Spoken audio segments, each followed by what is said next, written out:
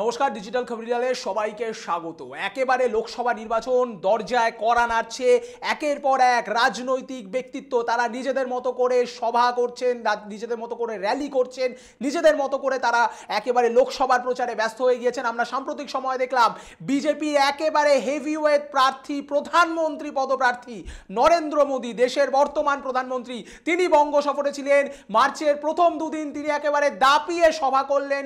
পশ্চিমবঙ্গের একদিকে আরামবাগ, অপরদিকে কৃষ্ণনগর, এবং সেই একই দিনে রীতিমতো টান টান সাসপেন্স দেখা গেল। আমরা সাম্প্রতিক সময়ে দেখিয়েছি যে আসানসোলকে ঘিরে, আসানসোলে কে প্রার্থী হবেন সেই নিয়ে কিন্তু রীতিমতো টান টান সাসপেন্স ছিল। আমরা জানি যে 2019 সালে যে লোকসভা নির্বাচন অনুষ্ঠিত হয় তাতে আসানসোলে বিজেপি জয়লাভ করে। বিজেপি প্রার্থী একেবারে গায়ক, বিখ্যাত গায়ক বাবুল সুপ্রিয়, তিনি জয়লাভ করেছিলেন বিজেপির হয়ে। পরবর্তীকালে যেটা দাঁড়ায় যে পরবর্তীকালে তিনি কিন্তু বিজেপি ছেড়ে তৃণমূলে চলে আসেন এবং উপনির্বাচন হয়। সেই উপনির্বাচনে তৃণমূলের হয়ে প্রার্থী হয়ে দাঁড়ান বিহারী বাবু, বিখ্যাত বলিউড অ্যাক্টর, প্রবীণ অ্যাক্টর বলা যেতে পারে শত্রুঘ্ন সিনহা। তিনি কিন্তু এবার বাজি মারেন এবং বিজেপির যিনি প্রার্থী তাকে হারিয়ে দেন এবং আসানসোল করায়ত্ত হয়, আসানসোল লোকসভা কেন্দ্র করায়ত্ত হয় রাজ্যের শাসক দল তৃণমূলের। কিন্তু তারপরে 2021-এর লোকসভা নির্বাচন এবং লোকসভা নির্বাচনের দিনক্ষণ ঘোষণা এখনো যদিও হয়নি, আর কিছু দিনের মধ্যেই হয়তো হয়ে যাবে। কিন্তু প্রার্থী কে হতে চলেছেন? একদিকে তৃণমূল কংগ্রেস, তৃণমূল সুপ্রিমো মমতা বন্দ্যোপাধ্যায় তিনি পরিষ্কার করে ঘোষণা করে দিয়েছেন এবং বলতে গেলে রাজ্যের মধ্যে প্রথম তৃণমূলের তরফে একটি মাত্র কেন্দ্র আসানসোল, সেই কেন্দ্রে কিন্তু অফিসিয়ালি প্রার্থী ঘোষণা করা হয়েছে এবং প্রার্থী হতে চলেছেন বিহারী বাবু শত্রুঘ্ন সিনহাই। এবং শত্রুঘ্ন সিনহার স্ত্রী তিনিও কিন্তু মুখ খুলে, একদম প্রাণ খুলে, মন খুলে কিন্তু তিনি ডিজিটাল খবরিলালের ক্যামেরার সামনে তার এই প্রার্থী হওয়া, তার স্বামীর এই প্রার্থী হওয়া এবং তাদের পরবর্তী কর্মসূচি কি সেই নিয়ে কিন্তু মন খুলে আলোচনা করেছেন। অপরদিকে শত্রুঘ্ন সিনহাকে টেক্কা দেওয়ার জন্য বিজেপি কাকে তুরুপে তাস করবে সেই নিয়ে কিন্তু বিস্তর জল্পনা চলেছে। একাধিক নাম ভেসে উঠেছে। কখনো নাম ভেসে এসেছে কৈলাস খের, বিখ্যাত গায়ক, বলিউডের একাধিক সিনেমার একাধিক জনপ্রিয় গানের সুর এবং গলা দিয়েছেন যিনি, সেই কৈলাস খেরের নাম ভেসে এসেছে।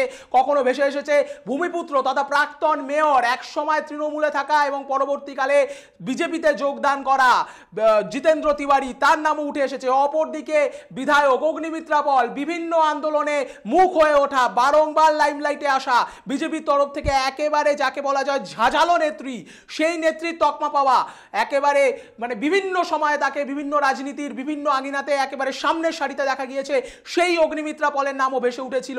একদিকে কৈলাস খের, অপরদিকে জিতেন্দ্র তিওয়ারি, অগ্নিমিত্রা পল। কিন্তু এই মুহূর্তে যে খবর পাওয়া গিয়েছে সূত্র মারফত যে সবাইকে টেক্কা দিয়ে কিন্তু স্টারের বিরুদ্ধে স্টার, অর্থাৎ তারকার বিরুদ্ধে তারকা, এই তত্ত্বেই ভরসা রাখতে চলেছে বিজেপি। এবং যেটা খবর পাওয়া যাচ্ছে যে বিখ্যাত ভোজপুরি অ্যাক্টর পবন সিং, তাকেই কিন্তু এবার বিহারী বাবু অর্থাৎ শত্রুঘ্ন সিনহার বিরুদ্ধে লড়াই করতে ময়দানে নামাতে চলেছে বিজেপি। এবং যেটা বোঝা যাচ্ছে যে তারকার ক্যারিশমার বিরুদ্ধে, তারকা ক্যারিশমাকেই হাতিয়ার করতে চাইছে। আমরা সবাই জানি যে আসানসোল কেন্দ্র অবাঙালি অধ্যুষিত এলাকা এবং সেখানে অবাঙালি ভোটার একটা বড় ফ্যাক্টর, ডিসাইডিং ফ্যাক্টর হতে চলেছে, এটা সবাই জানে। এবং সেই জায়গায় দাঁড়িয়ে কিন্তু সেই ফ্যাক্টরের কথা মাথায় রেখেই এই মুহূর্তে যেটা মনে করা হচ্ছে যে পবন সিংকে প্রার্থী করছে বিজেপি, এবং যেটা মনে করা হচ্ছে যে তারকার ক্যারিশমাকে আটকাবার জন্য বা তাকে প্রতিহত করবার জন্য তারকা তত্ত্বেই ভরসা রাখছে বিজেপি।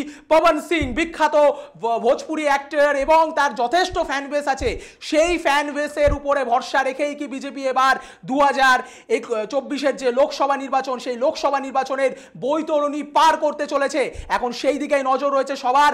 আসানসোল লোকসভা কেন্দ্রে টিএমসি, তৃণমূল কংগ্রেস তাদের উপনির্বাচনে যে জয়ের ধারা, সেই জয়ের ধারা অব্যাহত রাখতে পারবে কিনা, নাকি আবারও 2019-এর যে পুরনো রেকর্ড, সেই পুরনো রেকর্ড, পুরনো ইতিহাসের পুনরাবৃত্তি করে বিজেপি জয় ছিনিয়ে নিয়ে আসবে রাজ্যের শাসক দল তৃণমূল কংগ্রেসের হাত থেকে, মুখ থেকে একেবারে জয় ছিনিয়ে নিয়ে এসে নিজেদের গেরুয়া পতাকা উড়িয়ে দিতে পারবে গোটা আসানসোল জুড়ে। সেই দিকে আমাদের নজর থাকবে। আমাদের গোটা নির্বাচন প্রক্রিয়া এবং আসানসোলের গোটা নির্বাচন প্রক্রিয়ার সমস্ত মানে যে নাটক, সমস্ত যে রঙ্গমঞ্চের যে পট পরিবর্তন, সেই পট পরিবর্তনের উপরে আমাদের কড়া নজর ছিল, আছে, এবং এই টান টান সাসপেন্সের উপরে আমাদের নজর থাকবে। আর আপনাদের নজর থাকুক ডিজিটাল খবরিলালের পর্দায়, কারণ ডিজিটাল খবরিলাল মানেই খবর আপনাদের, নজর আমাদের। ডিজিটাল খবরিলাল, খবর আপনাদের, নজর আমাদের।